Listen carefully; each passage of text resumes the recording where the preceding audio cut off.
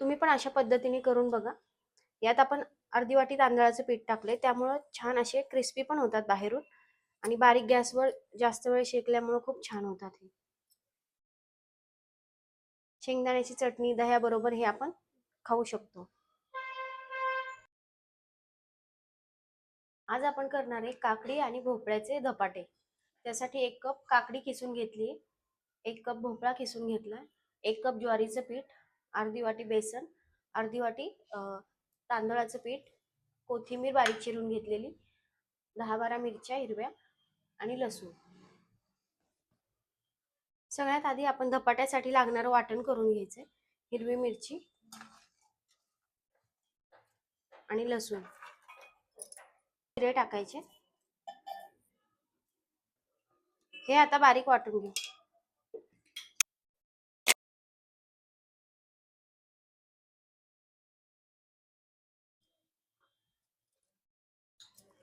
ज्वारीचं पीठ 1 कप घेतलेले, बेसन पीठ अर्धा कप, तांदळाचं पीठ अर्धा कप.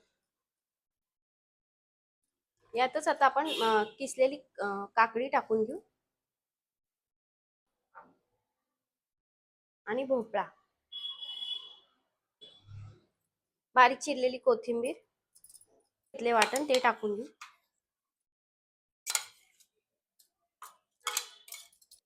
एक चमचा मीठ टाकून घेऊ यातच. अर्धा चमचा हळद,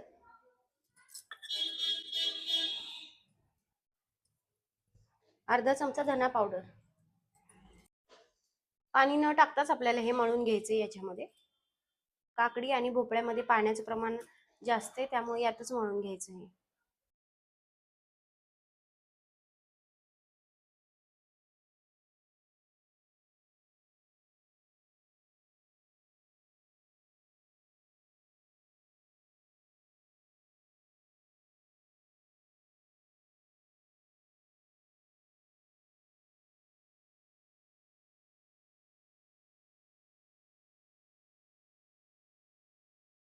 यात आपलं पीठ मळून झाले.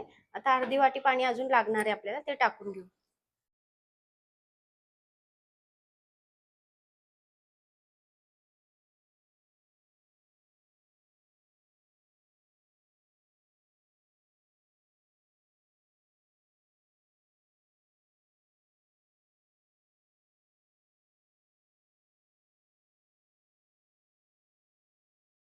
पीठ आपलं मळून झाले. पाण्याचा हात लावून आता आपण हे थापून घेऊ. तवा तापलेला आहे. आता आपण याचे धपाटे करून घेऊ.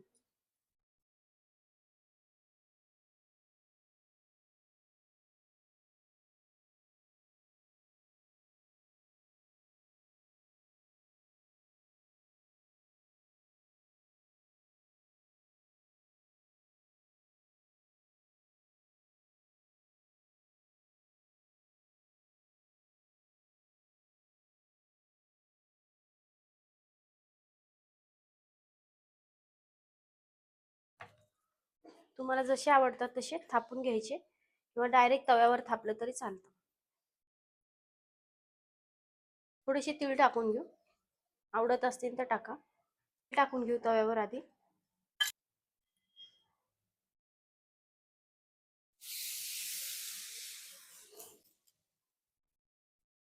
एक 2 मिनिटं वाफ देऊन घेऊ. बारीक गॅसवर 1-2 मिनिटं वाफ देऊ.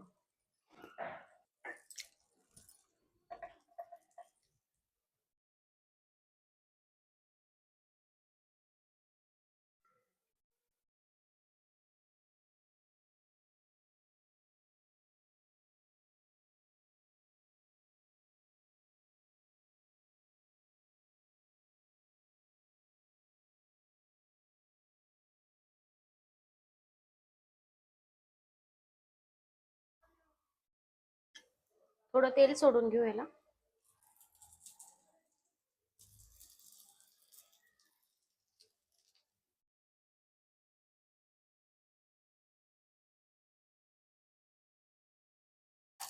आता हे आपण पलटी करून घेऊ.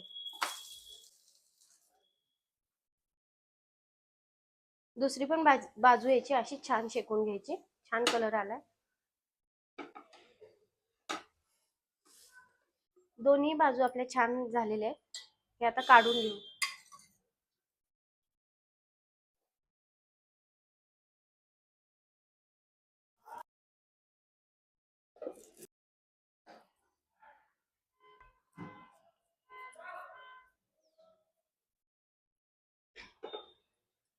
तेल सोडून घेऊ आता याला. थोडीशी वाफ बसली की तेल सोडून घ्यायचं, म्हणजे छान हे शेकल्या जातात. पलटी करून घेऊ.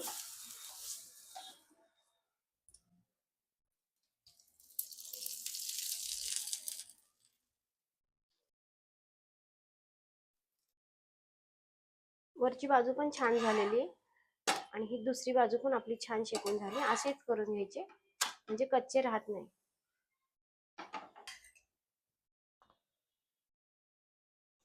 सगळे आपले धपाटे करून झालेले आहेत, काकडी आणि भोपळ्याचे एकदम छान झालेले आहेत.